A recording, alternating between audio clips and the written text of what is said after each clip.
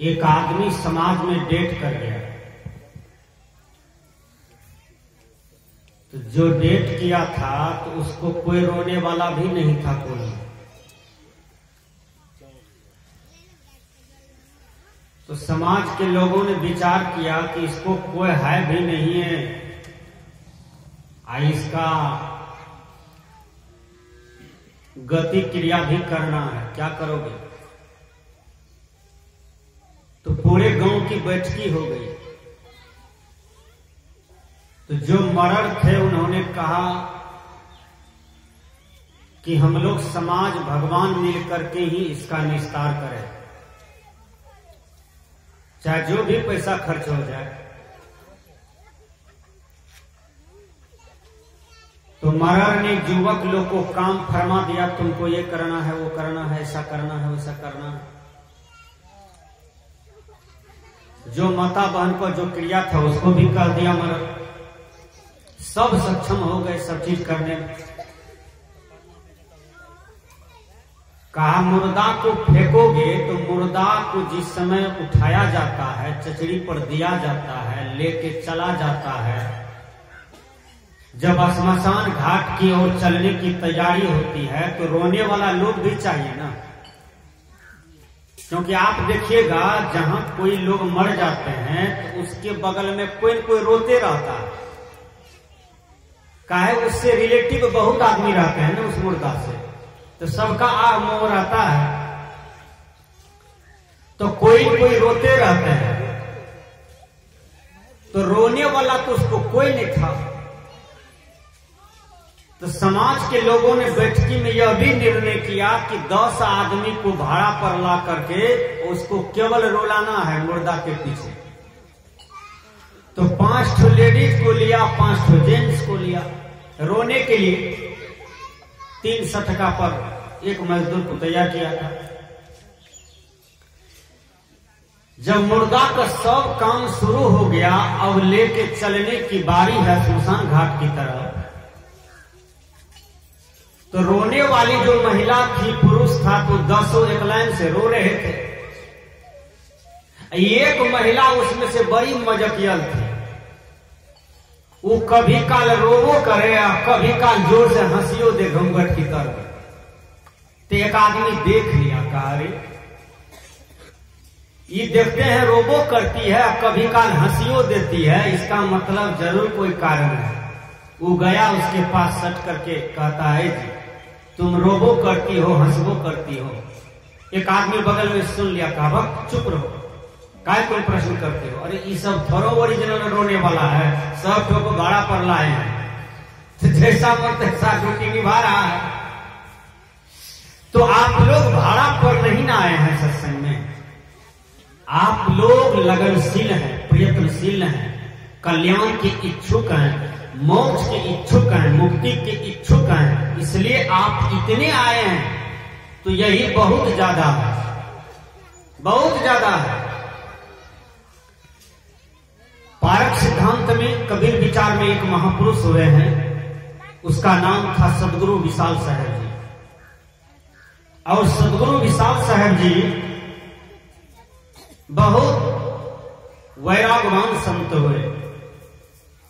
वह सत्संग करते थे समाज में, तो कैसा सत्संग करते थे सुन लीजिए। वह स्पीकर नहीं लगाते थे,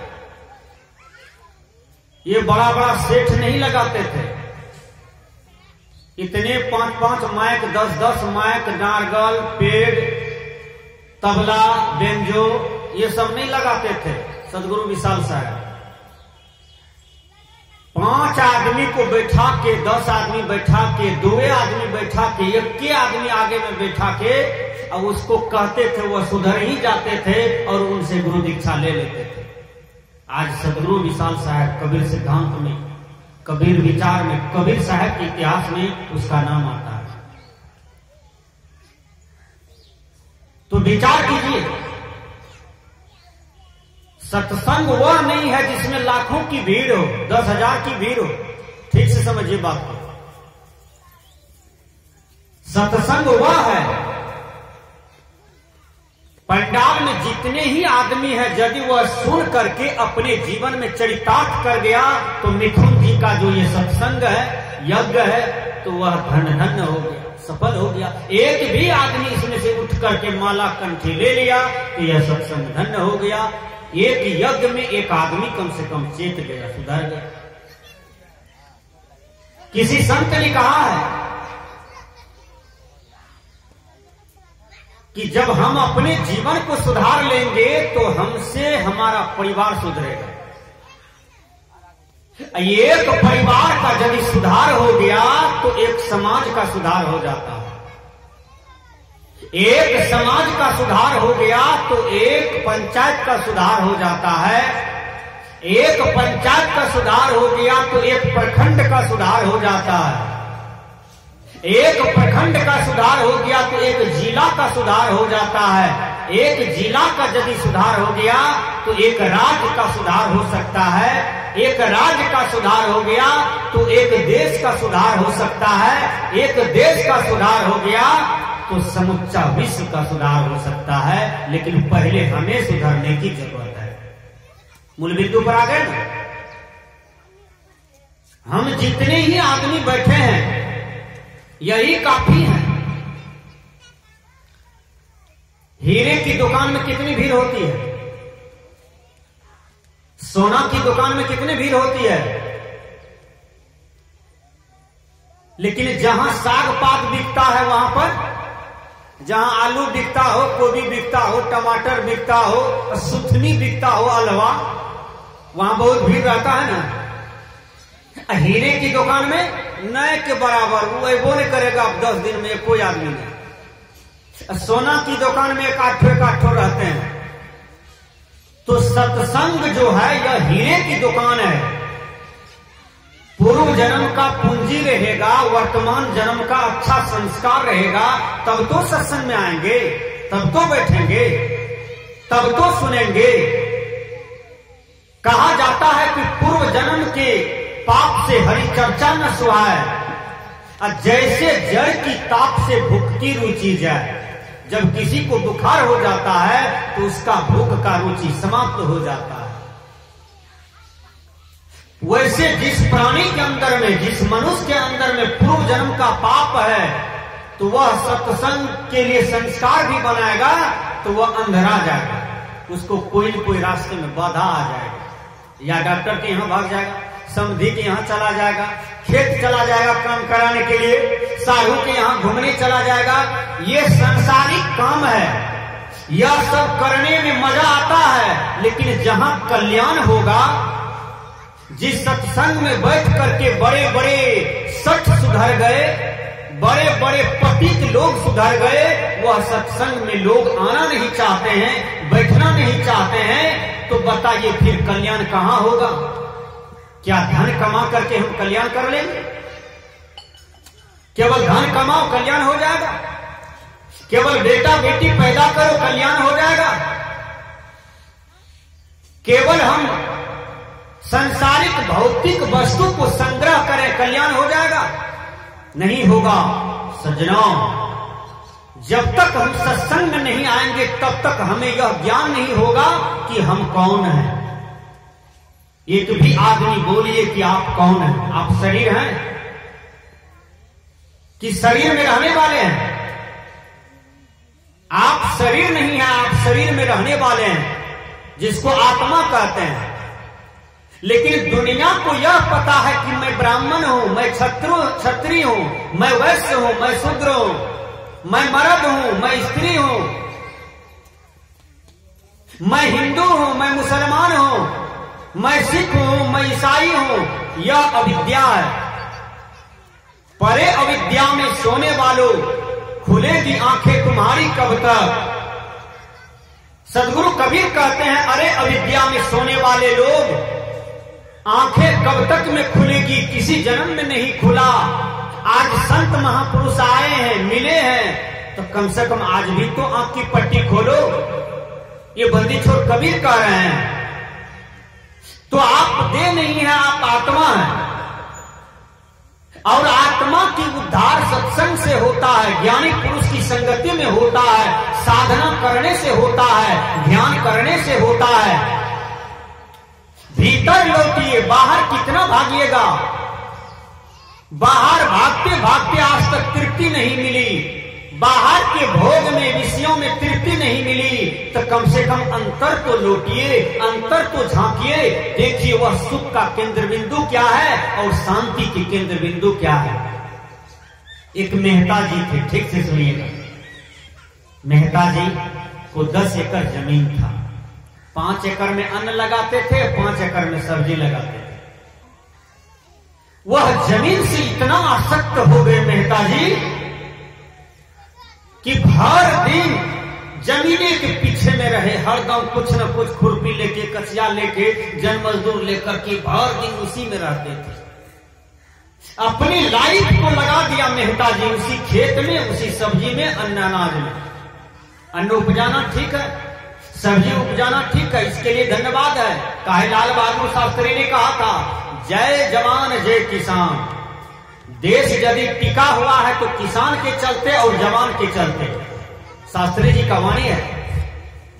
लेकिन आसक्त नहीं होना चाहिए, आसक्ति खराब है।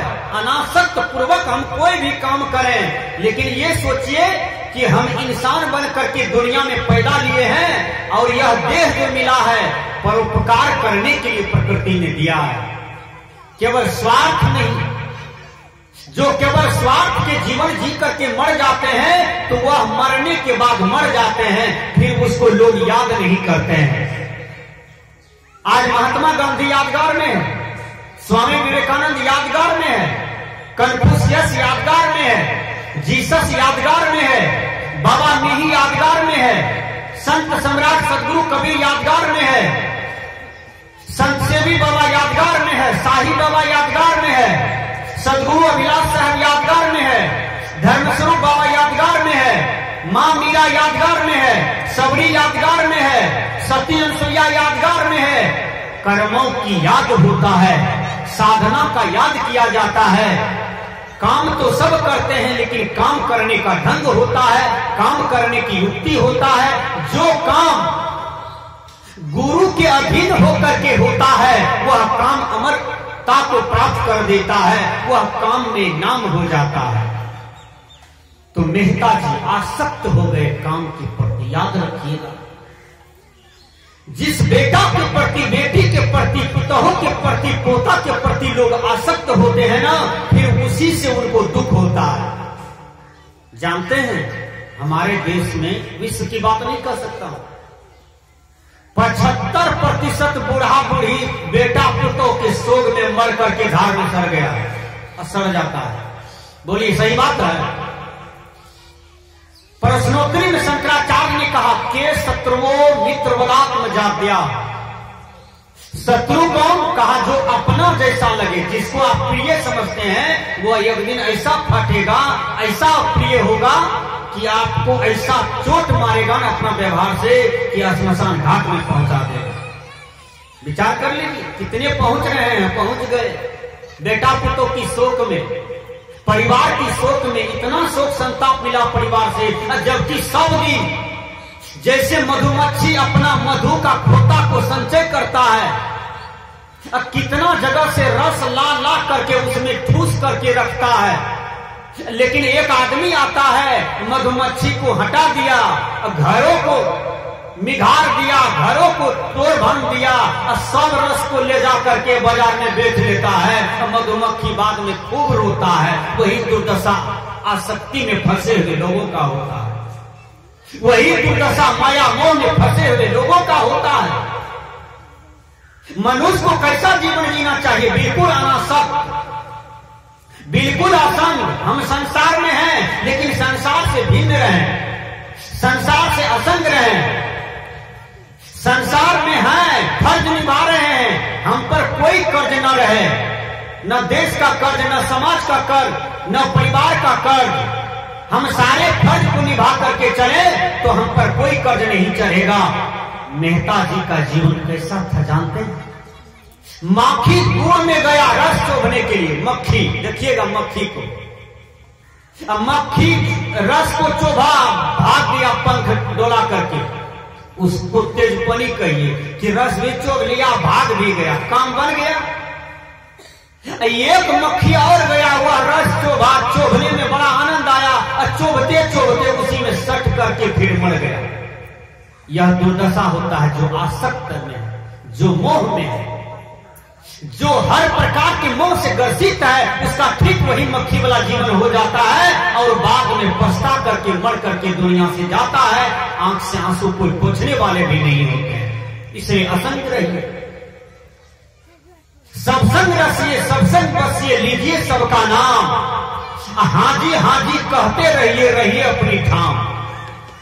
कीचड़ में कमल होते हैं, पैदा कमल का कीचड़ से ही होता है, लेकिन कीचड़ कीचड़ रह जाता है। अब कमल कमल हो जाता है, कमल बहुत शोभनीय हो जाता है, कमल बहुत आकर्षक है, अब कमल देखने में भी अच्छा लगता है। ठीक उसी प्रकार आपका जीवन होना चाहिए, आपका जीवन कमल की तरह होना चाहिए।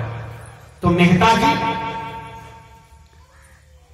पूरा समय काम धंधा पैसा के पीछे दिया। मेहता जी को एक बेटा हो गया। ठीक से सुनिए, एक यादव जी आते थे दूध देने के लिए, दही देने के लिए उसके यहां प्रतिदिन, और यादव जी को बच्चा देखने में बड़ा अच्छा लगा। मेहता जी का बच्चा बड़ा अच्छा बच्चा था, मां सुंदर थी, पिताजी सुंदर थे। बच्चा भी देखने में बड़ी लाल, बड़ा गोरा, ओठ सुग्गा के तरह, नाक सुग्गा के तरह, बहुत सुंदर गाल, बहुत सुंदर उसका सब ढांचा था। यादव जी उसके लिए चॉकलेट लाते थे, रसगुल्ले लेते आते थे, दूध देने आते थे, लेकिन बच्चा के लिए कुछ न कुछ लेते आते थे। बच्चा को बहुत मोहब्बत हो गया, बहुत प्यार हो गया वो यादव जी से। अब उसका पिताजी तो 100 दिन खेते में रहते थे, अपना पिताजी से प्यार मोहब्बत को बच्चा को है ये नहीं था। देखिए यादव जी रोज आते थे और दूध देते देते कैसे न कैसे चक्कर हुआ, ये मन है, लोग भटक जाते हैं, बड़े बड़े नंगोटी धारी भटक गए, तो ये साधारण आदमी को भटकने में क्या देरी है। कहीं आसाराम भटक गए तो आज आजीवन करावेश में है कि राम रहीम भटक गए तो आज देखिए खिड़की के पीछे से हुलक रहे हैं, आए जेल में कि नहीं। कहीं कहीं ऋषि मुनि महात्मा भी भटक जाते हैं, जिसकी साधना में दृढ़ता नहीं है, सही संकल्प नहीं है, सही साधना नहीं करते हैं, वो भटक जाते हैं, चाहे कोई भी हो। तो यादव जी के साथ मेहता जी की पत्नी भटक गई। यादव जी के साथ मेहता जी की पत्नी एक दिन चली गई बच्चा को लेकर के। अब मेहता जी खोजने लगे, हमारी पत्नी को लेके कौन गया। पता करते करते वही गैयार बेचारे को पकड़ लिया। पूरे गांव का पंचायत बैठा, 10 गांव का लोग आया। पंचायत में आप पत्नी को कितनों कहे तुम कहे, तू सीधे कहता था हम इसी को जानते हैं, तुमको नहीं जानते हैं। जो सिंदूर दिया था मेहता जी, उसको कहा हम आपको नहीं चिंते हैं। तो बोलिए कोई जजो उसको पकड़ के दे आएगा? नहीं दे आएगा, लड़की की डिग्री होती है। अब 10 आदमी ने कहा अच्छा एक निर्णय और भी सही, मेहता जी की पत्नी तो पीछा हट गई, तो यादव जी के साथ रहने का मरने का कसम खा लिया हम लोग के सामने में। खैर पत्नी को छोड़िए, बच्चा तो उसका पैदाइश है मेहता जी का। बच्चा यदि हंस करके दौड़ करके मेहता जी की गोद में चला जाएगा तो हम लोग जबरदस्ती इसकी पत्नी को, बच्चा को मेहता जी को सौंप देंगे। बच्चा को कभी प्यार देता मेहता जी तब न बच्चा उसकी गोदी में जाता, वो तो दिया था। यादव जी पिया, बच्चों दौड़ करके चला गया यादव जी के गोद में, अपना पापा की गोद में नहीं गया। देखिए अब तो और रिजल्ट 100% सही हो गया, 10 लोग भी उसी को रिजल्ट दे दिया। उसी प्रकार इस कहानी का तात्पर्य है, जो अपनों पर ध्यान नहीं देता है, केवल माया जोड़ने की फिक्र में रहता है, तो उसका एक दिन काल तो सब कुछ छीन लेता है और अंत में रोता है। जैसे मेहता जी का बच्चा छीना गया, पत्नी छीना गया, सब चीज उसका चला गया। उसी प्रकार सज्जनों अपनों पर ध्यान दीजिए कि मैं कौन हूं, मेरा उद्धार कैसे होगा, मेरा कल्याण कैसे होगा। जो अपनों पर ध्यान देते हैं उसी का उद्धार और कल्याण होता है। इसलिए विचार कीजिए, संत ने कहा है भजन में।